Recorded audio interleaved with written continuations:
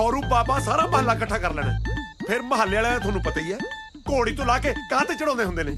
ਸਾਲੀ ਗੰਦੀ ਔਲਾਦ, ਨਾ ਮਜ਼ਾ ਨਾ ਸਵਾਦ। ਚੱਲ ਮੈਂ ਚੱਲਿਆ, ਮਾਂ ਨੂੰ ਹੱਥ ਆਪੀ ਪਾ ਲਿਓ। ਸਿੱਲੇ ਇਲਾਹੀ ਕੀ ਗੱਲ ਹੈ? ਇਹ ਕੁੜੀ ਨੂੰ ਵੇਖ ਕੇ ਭੈੜੇ ਭੈੜੇ ਖਿਆਲ ਆਣ ਡਏ ਨੇ। हद अदब, ये शाही महल है, अंदर जगह बनी हुई।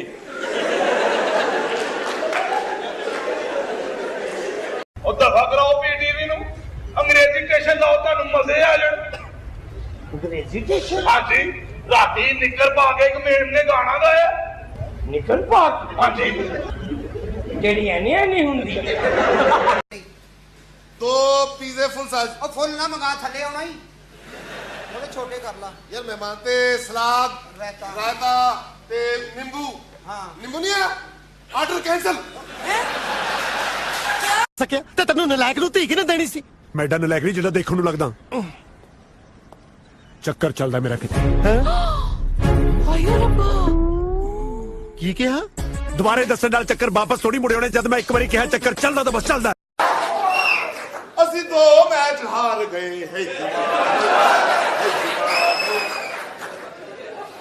कदों जितांगे, कदों जितांगे?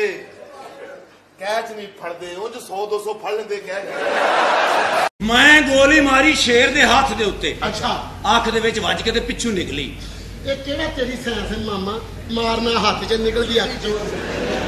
ਤੇ ਉਸ ਵੇਲੇ ਸ਼ੇਰ ਹੱਥ ਨਾਲ ਅੱਖ ਖੁਰਕ ਰਿਹਾ ਸੀ ਨਾ ਯਾਰ। मजनू, हाँ बोलो भाई। भगवान का दिया हुआ सब अरे कुछ। बंद करो यार, तुम्हारा ये सन 47 का अरे डायलॉग। पहले पूरी बात तो सुन पूरी लेना। नहीं, तुम्हारा वो दौलत शोहरत इज्जत, उसके बाद का कुछ बोलो। चल ठीक है। ਦੱਸੋ ਯਾਰ ਕਿਹੜਾ ਜ਼ਾਲਮ ਜ਼ਮਾਨਾ ਆ ਗਿਆ। ਕਿਉਂ? ਓਏ 5 ਰੁਪਏ ਦੀ ਖਾਤਰ ਬੰਦੇ ਨੂੰ ਮਾਰੀ ਜਾਂਦੇ ਨਹੀਂ। ਹਾਂ। ਮੈਂ ਹਨੀਫੇ ਕਸਾਈ ਦਾ 250 ਰੁਪਇਆ ਦੇਵਣਾ।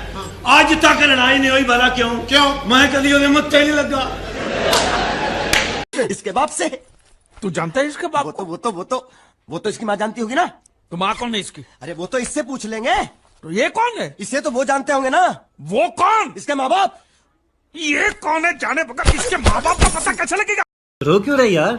मैं जिस लड़की से प्यार करता था, आज उसकी शादी है और उसने आज तक मेरे लिए कुछ नहीं किया यार।